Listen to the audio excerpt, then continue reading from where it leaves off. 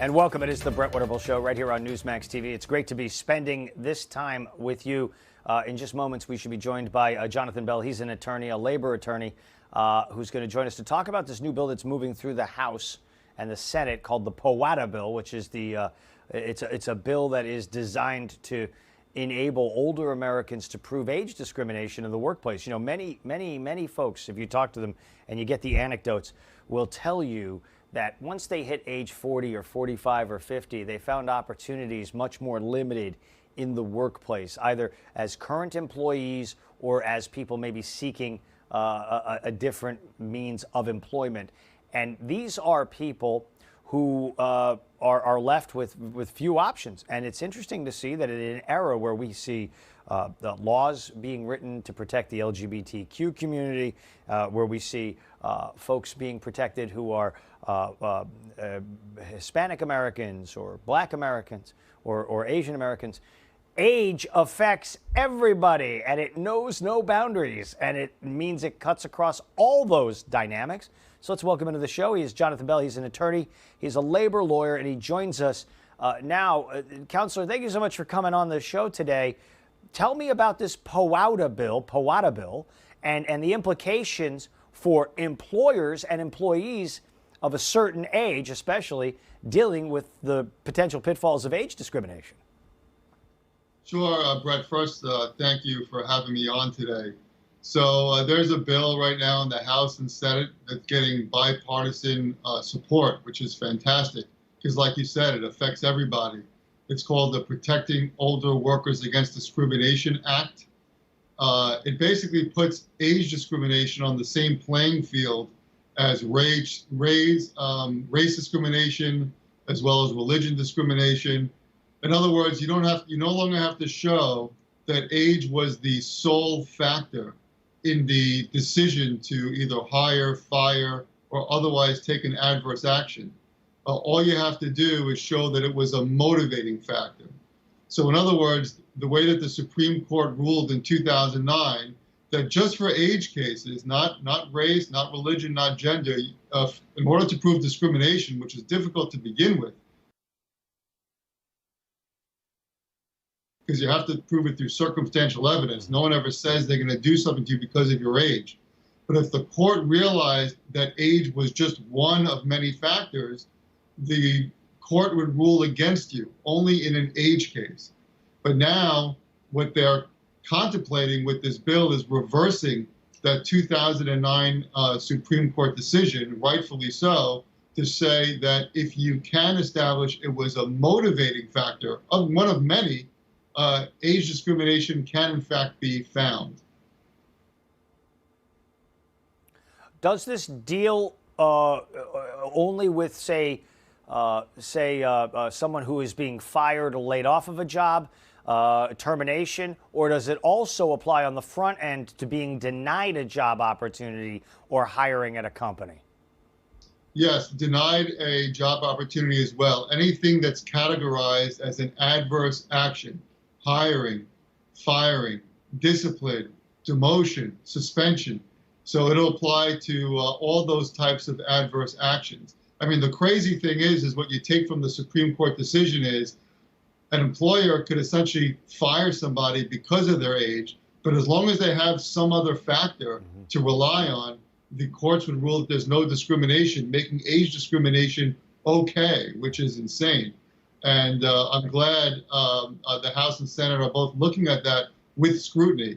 I mean, the fact of the matter is, there's 76% say that age is a major obstacle in getting a new job. So also 40% of people plan to work past 66 years old. So as the workforce gets older, they're going to need these types of protections. So let me play. I'm gonna play devil's advocate for a second here. Let's say I'm running a business, or I'm running a corporation, or I'm in compliance at a corporation, that department. What about the objections that you're going to no doubt hear, which is this is more red tape, this is going to kill our productivity, this is going to be more compliance issues, we're going to have frivolous lawsuits brought our way.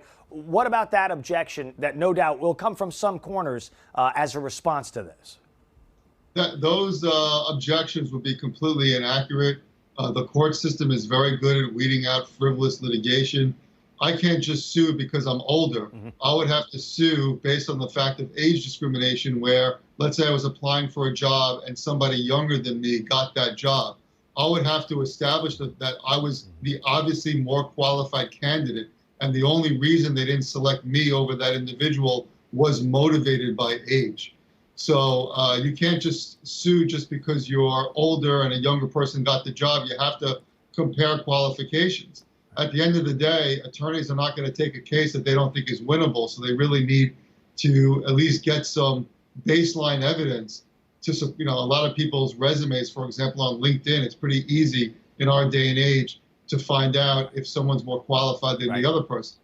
And, also, for example, Facebook used to be able to allow, if I'm looking to hire somebody, I could actually send I can send the opportunity out to people under a certain age. I don't have to include a certain age group.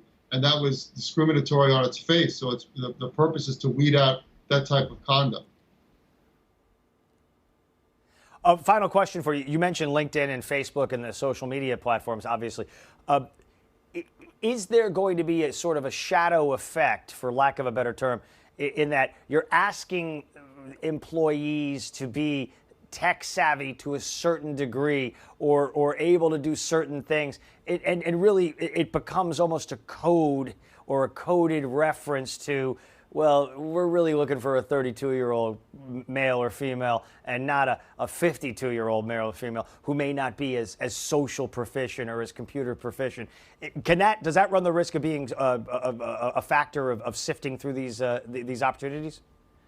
Well, the beauty of this is that you can't prejudge. Okay, you could have a 60, 70, or 80-year-old just as tech savvy as a 20-year-old, a 30-year-old. So the key is, we're not saying, hey, you got to give the job to somebody else simply because they're older, even though they're not qualified and they're not tech savvy. Right. All we're saying is, don't make that prejudgment. Now, if in fact it comes to light that the 30-year-old is more tech savvy than the 70-year-old, then feel free to hire the 30-year-old. But don't prejudge and just assume that the 7-year-old is not as tech savvy as the 30-year-old.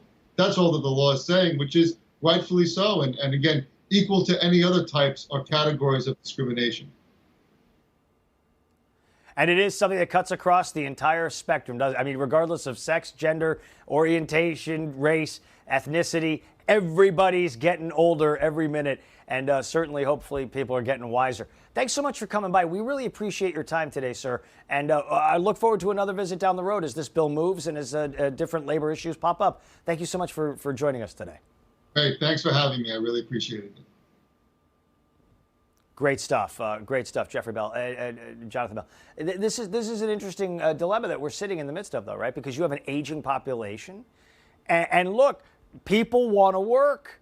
They want to work as long as they can. I can't tell you the number of people I speak to who feel like they're being kind of pushed or forced toward a retirement or sidelining from the workforce. There are a lot of people out there that want to die with their boots on. It's a term. I don't mean it literally, but they want to work every single day of their life because it gives them something to be motivated about and excited about. And if it's your passion, it's never work. Isn't that what they always tell you? 877 Newsmax, 877 Newsmax. What we're going to do is we're going to get you an update at the bottom of the hour, and then we're going to come back, and I'm going to let you hear some of the real crazy reaction from the Trump rallies. The Trump rally last night in Orlando. We'll let you hear from the president, then we'll let you hear from the critics, and there's plenty of room for your phone calls as well at 877 Newsmax, 877 Newsmax. I'm Brett Witterbull. It is the Brett Witterbull Show. Newsmax TV, back right after this.